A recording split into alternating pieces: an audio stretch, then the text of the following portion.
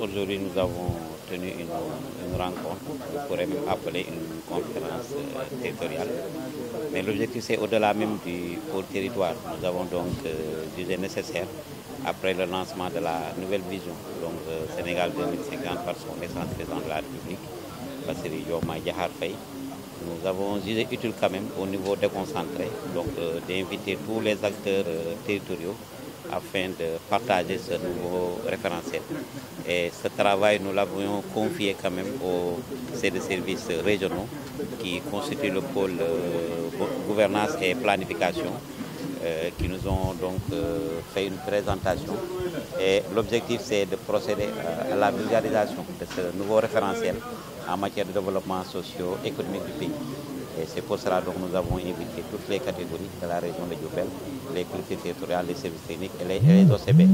Et c'est un processus quand même qui démarre et nous devons espérer qu'après qu'ils vont continuer toujours donc cette vulgarisation. Et à l'intérieur également de cette nouvelle vision, je pense qu'il y a une nouvelle réforme, à savoir donc la mise en œuvre des pôles territoires et que Diourbel Louga donc vont en constituer un donc au nombre de 8.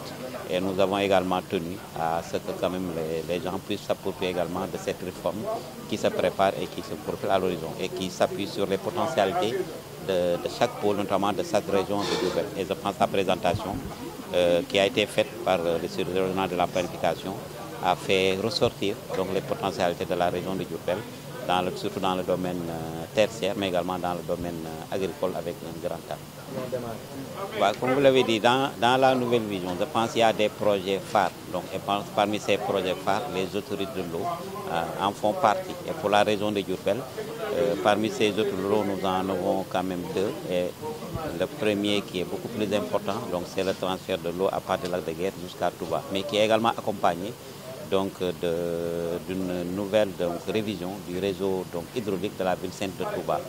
Et ces travaux sont également confiés à la SONES. Mais au-delà de ce projet très important, donc, il y a également donc, au niveau de la commune de Diourbel, le projet qui va relier donc, Sadio Mbaké jusqu'à Diourbel. Sadio Mbaké est déjà effectif. Il s'agit tout simplement maintenant de raccorder Mbaké jusqu'à Diourbel. Et là également, les travaux sont en cours avec l'étude d'impact environnemental.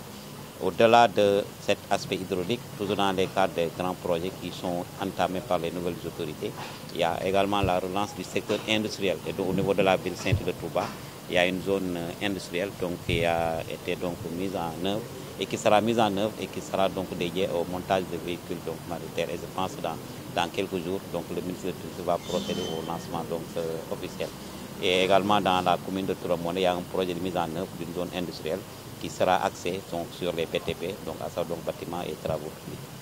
Qu'en est-il des recommandations? Donc la première des recommandations, c'est de continuer donc, le processus donc, de réflexion et de vulgarisation, jusqu'au niveau départemental avec l'organisation des CDD, au niveau local, au niveau des arrondissements, et mieux même, nous avons invité à chaque commune également de tenir une journée de partage qui sera axée sur ce niveau référentiel.